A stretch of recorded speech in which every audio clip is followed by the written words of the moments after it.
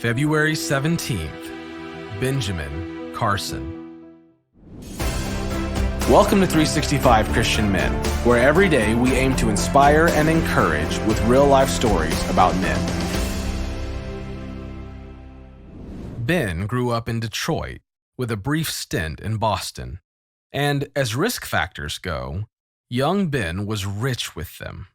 He was black, in poverty, from a single-parent family, with a mother who couldn't read and had to work multiple jobs to keep food on the table. But that hard-working woman made a habit of going to the Lord for wisdom.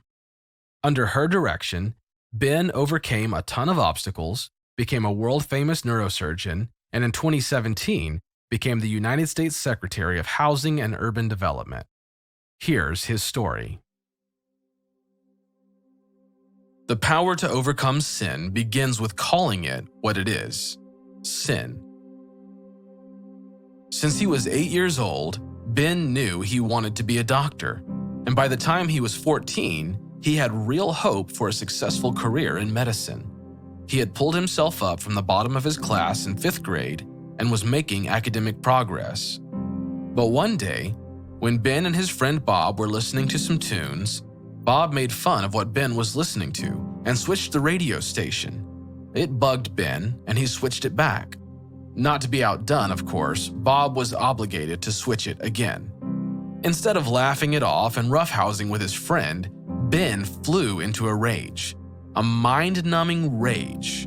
He reached into his back pocket, pulled out his pocket knife, snapped it open, and with all of his strength, thrust it into Bob's belly. Bob's mouth dropped open. He stared as if appalled at Ben. He was obviously terrified. That look on his friend's face seemed to bring Ben back to reality, and he looked at the knife. The blade had struck Bob's thick metal belt buckle and snapped off. There it lay on the floor next to Bob's shoe. Ben gaped. What had just happened? Staring at the broken blade on the floor, he decided he must be on the verge of madness. Only crazy people tried to kill their friends. He mumbled a weak apology without daring to look Bob in the eye. And then Ben ran. Ben ran all the way home, but he didn't want his older brother, Curtis, or his mom to see him. He was glad nobody was home. He went straight to the bathroom, locked himself in, and flopped on the tile between the bathtub and the sink. To think. He had to think about what he had done, about what it meant, about him. He had gotten angry a few times, and he had known it was getting worse. This wasn't the first time he had lost it, but it was the worst. He thought he could handle it. He didn't want to hide from God, but what he did want was answers. What was wrong with him? What was going on in his head? Most of all, how could he get rid of this murderous rage? As a boy, Ben had said he believed in Jesus, but now at 14, he didn't understand where all this anger was coming from. It was about to ruin his life, destroy his relationships, keep him from his dream of becoming a doctor, and even land him in jail. He prayed and pled with God for answers and deliverance from his rage. He rehearsed every angry outburst he had ever had, and tears flowed. A sense of his own sinfulness engulfed him. Deliverance seemed impossible. Then he remembered God's word. He knew God had something to tell him, so he left the room to get a Bible and found verses in Proverbs, God's book of wisdom that spoke directly to him. One verse in particular stood out, Proverbs 16:32. He who is slow to anger is better than the mighty, and he who rules his spirit than he who takes a city. Ben always strove to be better at everything he did.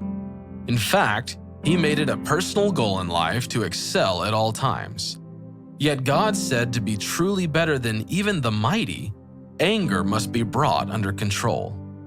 Ben knew the only way to do that was to surrender his anger to God.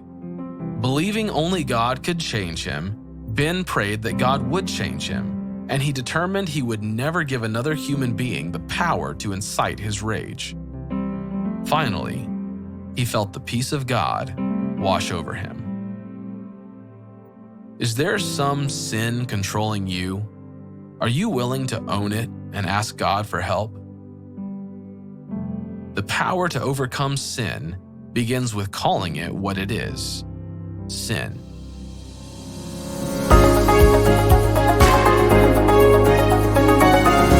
Fellas, my name is Justin Brown, and I'm a lieutenant with Aurora Fire Rescue out of Aurora, Colorado. And I've been given the awesome privilege to share with you the story of Dr. Benjamin Carson. You may have recognized his story because he has a movie out called Gifted Hands, starring Cuba Gooding Jr. If you haven't seen it, go out and see it. It's an inspiring movie.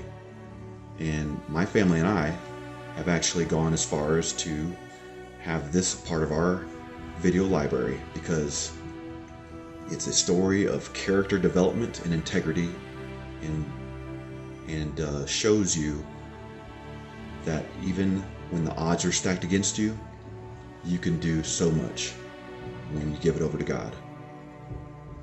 Anyway, Dr. Carson was born with a few strikes against his life, as we all saw in the story review. He was born into poverty. He was born black. He was born into a broken home with a single mom who was illiterate, but who prayed for him and his brother day and night and challenged them so that one day they could live a life that was better than hers. Live a life that took advantage of all that God had in store for them.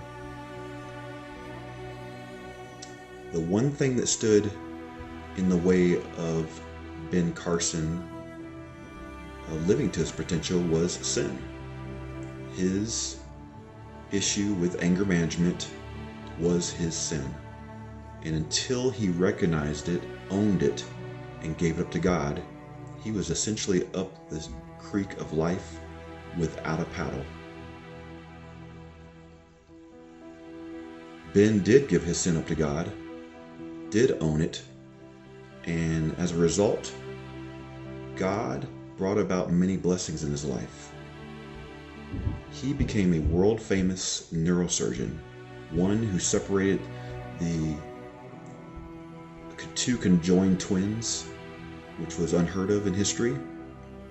And another was to become U.S. Secretary of Housing and Urban Development.